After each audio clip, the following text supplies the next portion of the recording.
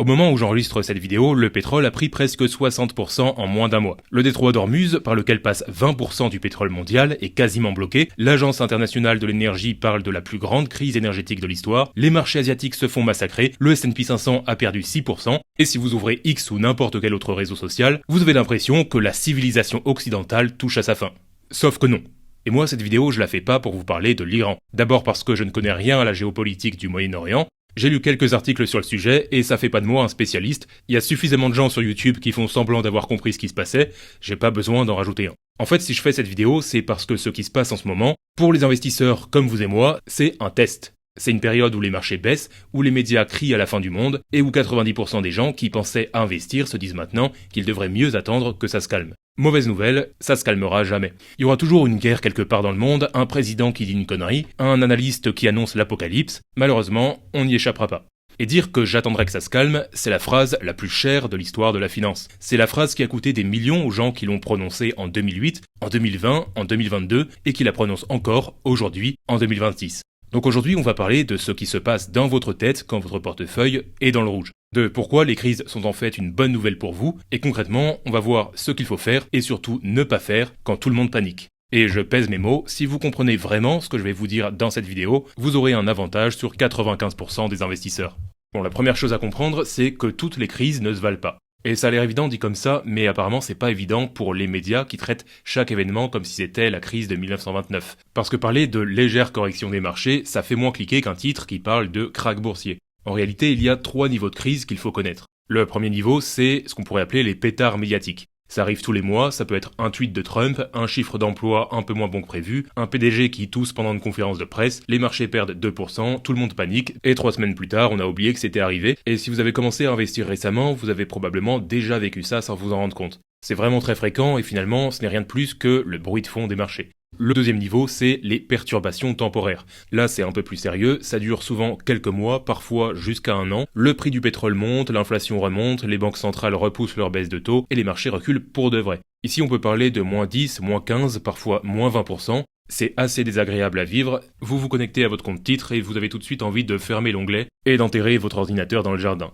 Ceci étant dit, et c'est ça qui est important, les entreprises dans lesquelles vous êtes investi, elles continuent de tourner. Donc elles vendent, elles embauchent, elles innovent, elles traversent la tempête. Et sur le long terme, si vous ne vendez pas pendant la baisse, tout va bien se passer pour vous. Et en ce qui me concerne, c'est là que je classerai ce qui se passe en ce moment avec l'Iran. Parce que oui, le pétrole est monté en flèche, oui, le détroit d'Ormuz est perturbé, oui, les marchés asiatiques se sont pris une claque monumentale, la Corée du Sud a fait moins 6% en une seule séance au passage. Et d'ailleurs, pour vous montrer à quel point le court terme c'est le cirque, hier Trump a annoncé des discussions productives avec l'Iran. Sauf que l'Iran a démenti 56 minutes plus tard, et entre les deux, les marchés ont fluctué de plus de 3000 milliards d'euros. D'abord ça explose de 2000 milliards parce que tout le monde pense que c'est la paix, puis ça rechute de 1000 milliards parce que tout le monde se rend compte que c'était des conneries. Et pendant ce temps-là, mon portefeuille public, celui que je vous montre dans la série que j'ai lancée sur cette chaîne, il a perdu 4,27 €. Pour info, ce portefeuille, je l'ai lancé il y a à peine 4 jours, en pleine guerre. Alors 4 € ça a l'air de rien, mais en fait c'est pas rien. C'est quand même 4% de baisse sur un portefeuille qui a 4 jours d'existence, donc c'est un accueil assez brutal sur les marchés boursiers. Mais 3000 milliards de fluctuations en 56 minutes à cause d'un tweet, et moi j'ai perdu 4 €. Vous voyez la différence d'échelle. Et c'est ça le court terme en bourse, c'est des bancs de poissons qui changent de direction en fonction du dernier tweet, et pour nous qui investissons par exemple 150 € par mois pour les 20 prochaines années, est-ce que vous pensez vraiment qu'on est censé ajuster notre stratégie en fonction de l'actualité géopolitique ou du dernier tweet de Donald Trump? Évidemment que non, tout ça on s'en fout, on a d'autres trucs à faire. Mais revenons à la question qui compte. Tout à l'heure, je vous parlais de perturbations temporaires. D'après vous, est-ce que la crise qu'on est en train de vivre détruit durablement la capacité de milliers d'entreprises dans le monde à générer des profits sur les 20 prochaines années? Évidemment que non. Apple va pas arrêter de vendre des iPhones parce que le baril est à 100 $. Enfin, si c'est le cas, on a des problèmes plus graves que notre portefeuille. Et le troisième niveau, c'est les vrais game changers. C'est 2008, la pandémie, l'attaque de la Russie en Ukraine. Là, on parle de crise qui change vraiment les règles du jeu. On parle d'économies entières à l'arrêt, de chaînes d'approvisionnement complètement brisées pendant des années, de gens qui savent même pas si leur pays va exister demain. Depuis 1950, ce genre de crise, il y en a eu une poignée. Et même après les pires crises que le monde a connues, les marchés s'en sont remis. À chaque fois et sans exception. Et là, je vais vous montrer un graphique qui devrait être affiché au-dessus du lit de chaque investisseur. C'est le S&P 500 depuis 1927, donc quasiment un siècle, avec toutes les guerres et tous les conflits majeurs à noter dessus.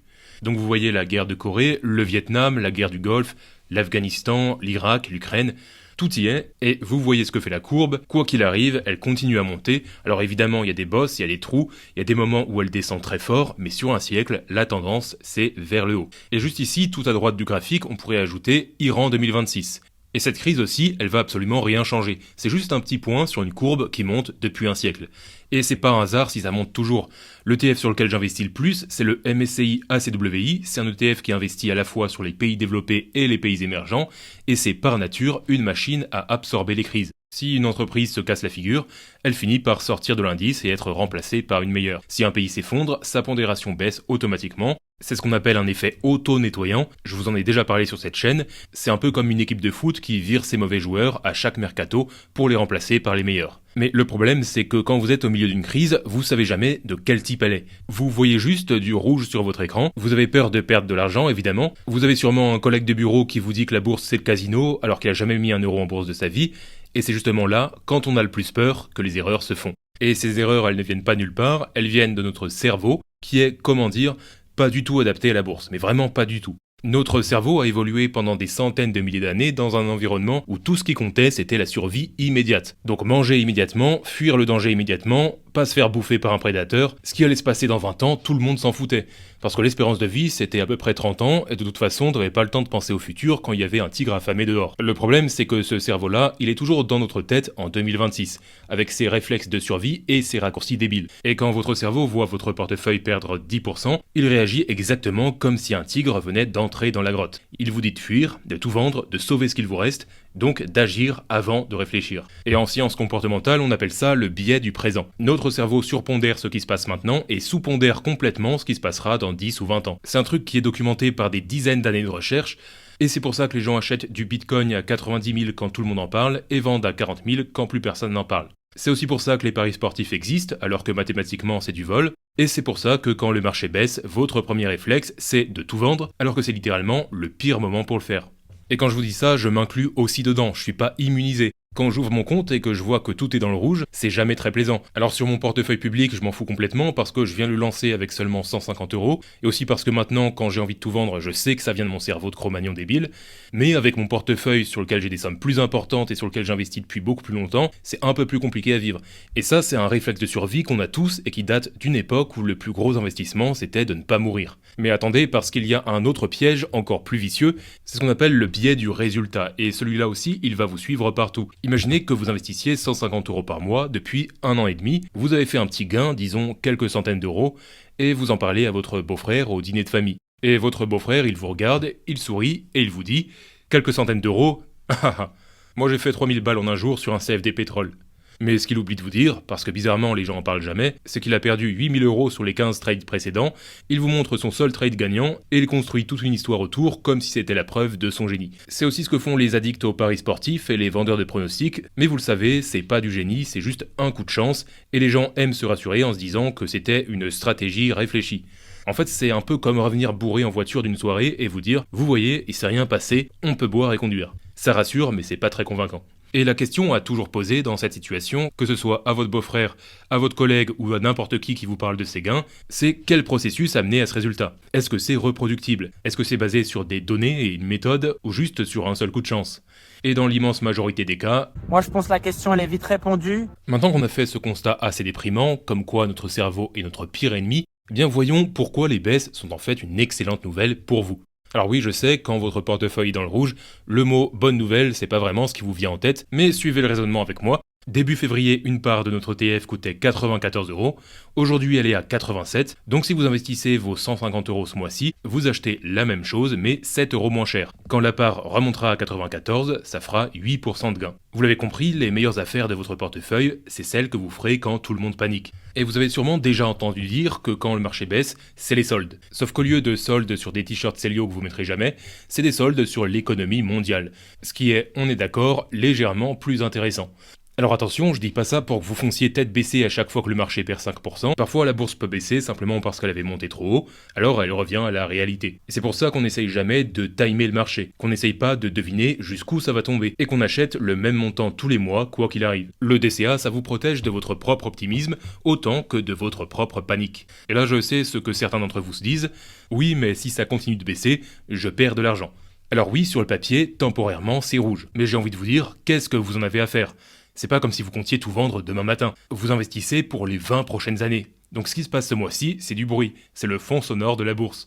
Et si vous pouvez pas supporter ce bruit, alors mettez des bouchons d'oreille, autrement dit, fermez votre application de courtage. D'ailleurs, il y a cette étude de Fidelity. Fidelity, c'est un des plus gros gestionnaires d'actifs au monde, qui a analysé quels comptes clients avaient les meilleures performances. Et devinez quoi? Les gagnants, c'était pas les traders les plus actifs, c'était pas des génies de la finance, c'était juste des gens qui avaient oublié leur mot de passe, littéralement. Des gens qui avaient ouvert un compte, mis de l'argent, qui étaient partis faire autre chose avec leur vie et qui avaient oublié leur mot de passe. Autrement dit, l'investisseur mort surperforme l'investisseur vivant. Et ça, c'est à la fois la phrase la plus fascinante et la plus déprimante de la finance. Et dans la même veine, il y a Vanguard, un autre mastodonte de la gestion d'actifs, qui a longtemps refusé de sortir une application mobile. Parce que Vanguard savait que plus les gens regardent leur portefeuille, plus ils font de conneries. Et je rajouterais que regarder son portefeuille tous les jours, c'est un peu l'équivalent financier de se peser après chaque repas. Ça sert à rien parce qu'en bourse comme en perte de poids, les fluctuations quotidiennes, ça veut rien dire. Bon, à cette théorie, voilà maintenant ce qu'il faut faire et ne pas faire quand les marchés baissent. Le premier truc à faire, c'est évidemment de ne rien changer à votre stratégie. Alors je sais bien que ne rien faire, c'est vraiment le conseil le plus ennuyant que je pourrais donner, mais souvenez-vous que si vous investissez, c'est pas pour vous amuser, c'est pour vous construire un capital qui va croître au fil du temps et dont vous pourrez peut-être vivre un jour dans quelques décennies. Le deuxième truc, c'est de ne pas regarder votre compte tous les jours. Si vous investissez pour les 20 prochaines années, ce qui se passe cette semaine n'a aucune espèce d'importance. Et si la tentation est trop forte, je vous le rappelle, vous pouvez désinstaller l'application de votre courtier de votre téléphone, au moins temporairement. Le troisième truc, c'est de ne jamais prendre de décision financière sous le coup de l'émotion. Quand le marché perd 10% en une semaine et que vous vous sentez pas très bien, c'est vraiment le pire moment pour prendre une décision. C'est un peu comme faire ses courses quand on a faim. Vous savez très bien que vous allez repartir avec des trucs que vous auriez jamais achetés autrement. En bourse, c'est pareil. Et la quatrième chose, c'est que si vous n'avez pas encore commencé à investir, c'est maintenant qu'il faut le faire. C'est pas quand les marchés seront stables à nouveau, parce que les marchés ne sont jamais stables. C'est pas dans leur nature. Et pour ceux qui suivent la série de mon portefeuille public, vous connaissez Victor. Victor, il a maintenant 53 onglets ouverts, son ordinateur a pris feu, et son portefeuille est toujours à zéro. Donc ne soyez pas Victor, n'attendez pas plus longtemps. Et justement, en parlant du portefeuille public, dans le prochain épisode, je vous montrerai ce que mon portefeuille est devenu pendant tout ce bordel. Et si vous n'avez pas encore vu l'épisode 1 que j'ai publié cette semaine, cliquez sur la vidéo qui s'affiche à l'écran, je vous montre exactement comment j'investis mon propre argent, sur quoi j'investis et avec quelle stratégie. Et si c'est le genre de contenu qui vous parle, abonnez-vous, je vous dis à bientôt.